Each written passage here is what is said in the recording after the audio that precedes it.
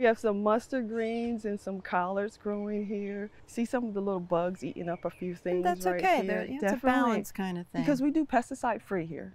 So we want to encourage people to grow pesticide free. And that's important so people know they can come here, just pick and eat. Exactly. Yeah. This is interesting with the lettuce. What do you have double planted here? I have some dinosaur kale in between. To suppress some of the grass, we put some romaine lettuce in. Fantastic. Help hold those weeds down. Definitely. Yes, and oh, such lush vegetables. This is beautiful. Thank you. Thank you. We need to get some harvesting done shortly, though. Absolutely. This is an amazing garden, and I'm so excited to share it. But it's kind of in the middle of nowhere, so what motivated you to start it? I don't live far away, and I've always driven down this street, and I saw this overgrown lot. And we're right across the street from the Boys and Girls Club. Yes. So I thought to myself, you know what, I was at an auction, why not purchase it? And then I thought, oh, I'm not going to put a house here. Turn it into a garden and teach people how to grow their own food. That is such a wonderful mission. Thank you. And look, it's grown. It's definitely grown. We try to grow different methods all the time so people can see how things grow differently.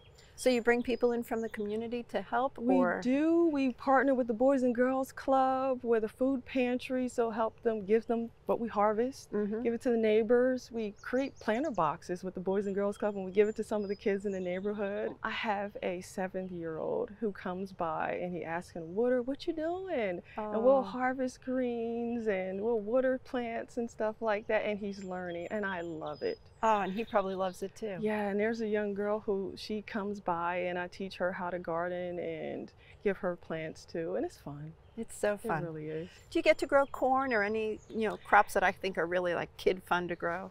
In our first year here, the back section back there, we grew probably like 2/3 of it was corn. Oh my. And the Boys and Girls Club came over and with their teacher, and they ate fresh corn on the cob. Ooh. That they asked, could they come back? And it was so sweet that they enjoyed it. So this year I'm going to do a smaller area because last year we did green pumpkins. They were 40 pounds.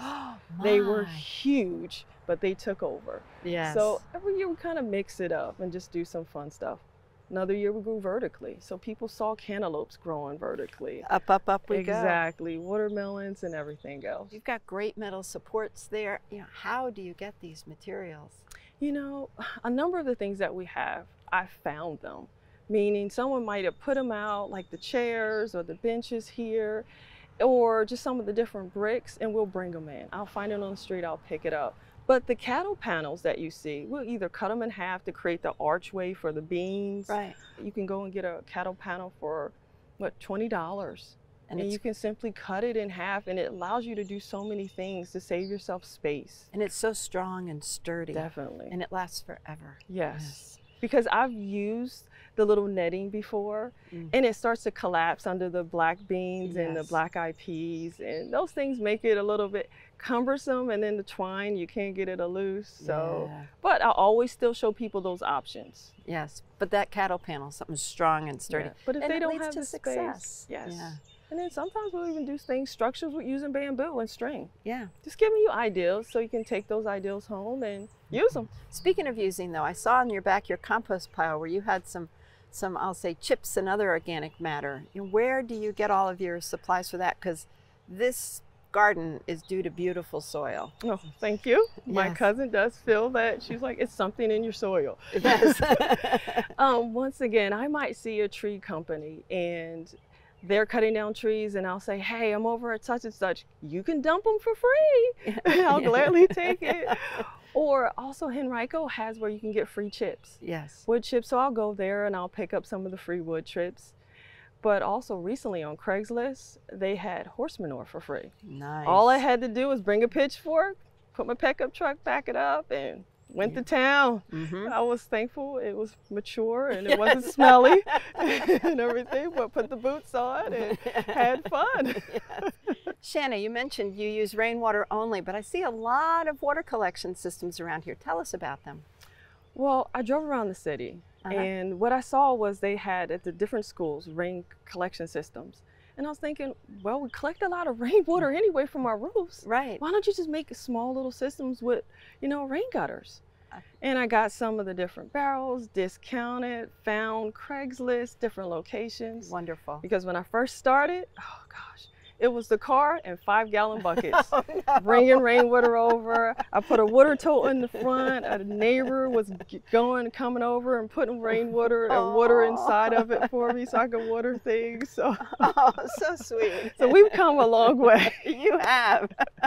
But I think it's ingenious. You've made your own little roofs and you collect your own rainwater off of the little roof. I love it. And then some of them, they have nothing on top, but they still end up filling up. So I'm thankful. Amazing. It's a lot of water that comes out of the sky.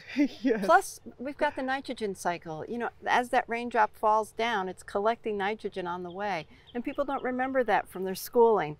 That all that nitrogen is what greens up everything after that rain. And a neighbor came by yesterday and we were just talking about how that rainwater, and it vitalizes the plants. Yes. So much better if I had to bring in other water. So Absolutely. city water and put it in. So I'm so excited to see this cloudy day. Yes.